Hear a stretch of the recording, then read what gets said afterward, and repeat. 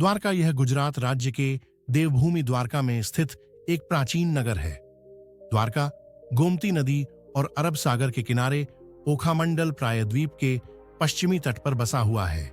यह हिंदू धर्म के 4 धामों और सप्तपुरियों में से भी एक है। यह भगवान श्री कृष्ण के प्राचीन नगर द्वारका का स्थल है, जिसे भगवान श्री कृष्ण ने आज से कई हजारों साल पहले बसाया था, लेकिन इसका कुछ हिस्सा आज समुद्र की गहराइयों में समा गया है। तो आज की वीडियो में हम जानने वाले हैं द्वारका नगरी, जिसे खुद भगवान श्री कृष्ण ने बसाया था और जहां पर वे अपने परिवार और अपने प्रजा के साथ रहा करते थे। फिर ऐसा क्या हुआ कि यह पूरा शहर समुद्र की गहराइयों में समा गया? श्री कृष्ण की द्वारका नगरी के जल में विलीन होने की कई पौराणिक कथाएं प्रचलित हैं।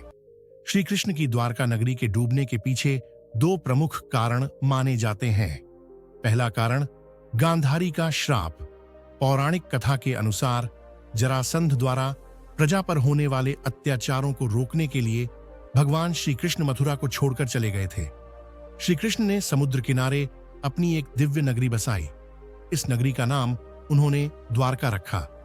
माना जाता है कि महाभारत के 36 वर्ष बाद द्वारका नगरी समुद्र में डूब गई थी। महाभारत में पांडवों की विजय हुई और सभी कौरवों का नाश हो गया था। इसके बाद जब युधिष्ठिर का हस्तिनापुर में राजतिलक हो रहा था, उस समय श्री कृष्ण भी वहां मौजूद थे।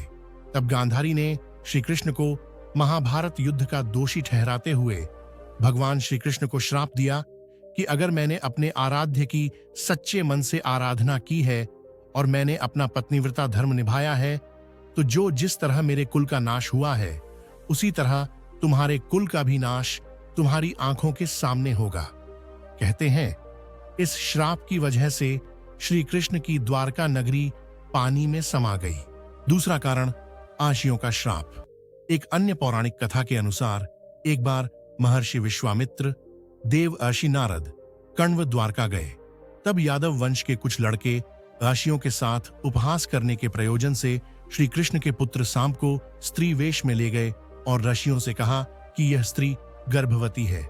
आप इसके गर्भ में पल रहे शिशु के बारे में बताइए कि क्या जन्म लेगा। ऋषियों ने अपना अपमान होता देख श्राप दिया कि इसके गर्भ से मुसल उत्पन्न होगा और उस मुसल से समस्त यदुवंशी कुल का विनाश होगा। उसके पश्चात सभी यदुवंशी आपस में लड़ लड़कर मरने लगे थे। सभी यदुवंशियों की मृत्यु के बाद बलराम ने भी अपना शरीर त्याग दिया था।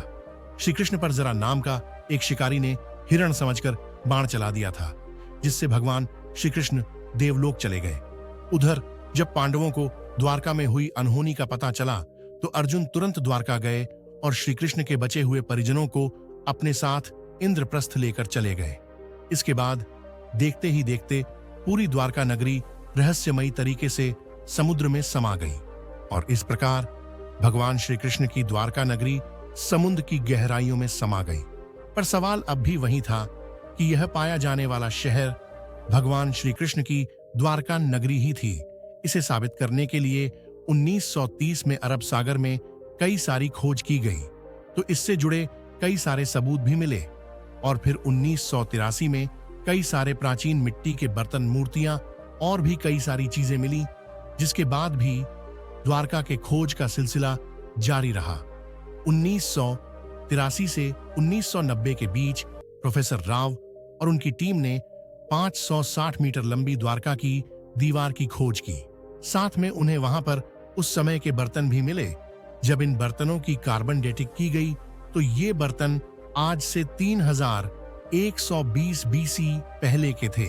डॉक्टर नरहरि अर्चाय ने महाभारत में वर्णित 9 ग्रहों की स्थिति से यह कैलकुलेट किया कि महाभारत का युद्ध आज से तकरीबन 3120 BC पहले हुआ था, जो कि मिले बर्तनों से बिल्कुल मैच करती है। तथा पुरातत्वविद इसके पूरे क्षेत्र को जब मापते हैं, तो वे पाते हैं कि यह क्षेत्र 12 योजन यानी कि 153.6 किलोमीटर के क्षेत्र में फैला हुआ है।